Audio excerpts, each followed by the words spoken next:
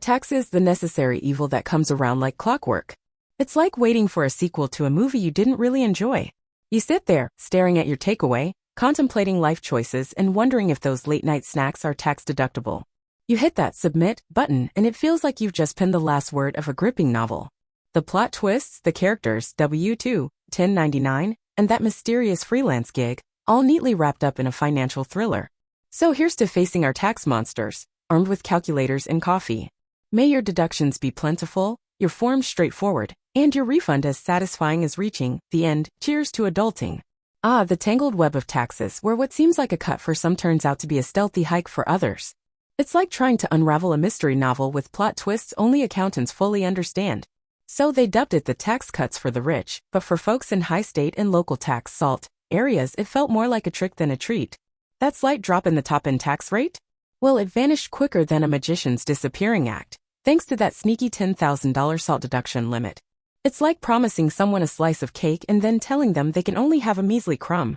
The blue state payback, indeed, a sly move in the tax chess game, hitting places like California, New York, and New Jersey right where it hurts. It's enough to make you shake your fist at the tax gods and mutter, why, oh why, as you navigate the labyrinthine world of deductions and limitations.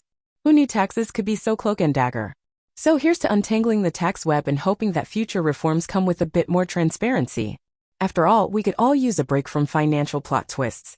Well, ain't that the truth? It's like Congress handed out tax relief with one hand and a sly gesture to high tax states with the other. If you're not knee-deep in itemizing deductions and your state and local taxes don't break the $10,000 mark, it's almost like getting a secret handshake into the tax cut club. It's a bit of a take that to the high tax states, almost like telling them to lighten the load on their taxpayers. Be more tax-friendly, they say. It's as if they're suggesting that high tax states should take a page from the tax playbook of the friendlier, low-tax neighbors. In this tax saga, it's the middle and lower income folks doing a victory dance, while those in the high tax states might be grumbling over their tax forms.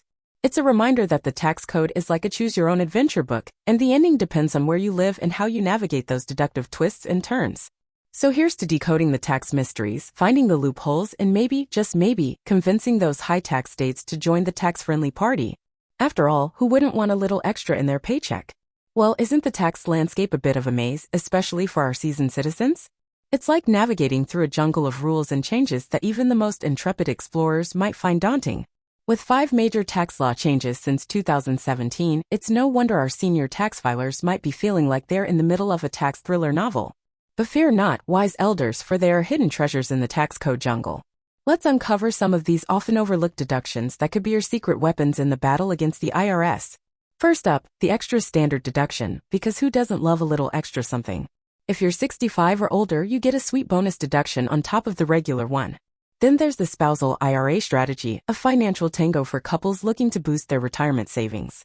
It's like a dance where each partner contributes to their own IRA, doubling the savings while sidestepping a bit of the tax mambo. And let's not forget the qualified charitable distribution, a tax wizardry that allows you to donate to your favorite causes directly from your traditional IRA. It's like making a charitable contribution without even breaking a sweat on itemizing deductions. Last but not least, for our self-employed retirees, there's the Medicare premium deduction. If you own a business, you can sneak in a deduction for your Medicare premiums, giving you a bit of relief in the healthcare tango. But of course, there are twists and turns in every tax tale. Keep your eyes peeled for the tricky parts.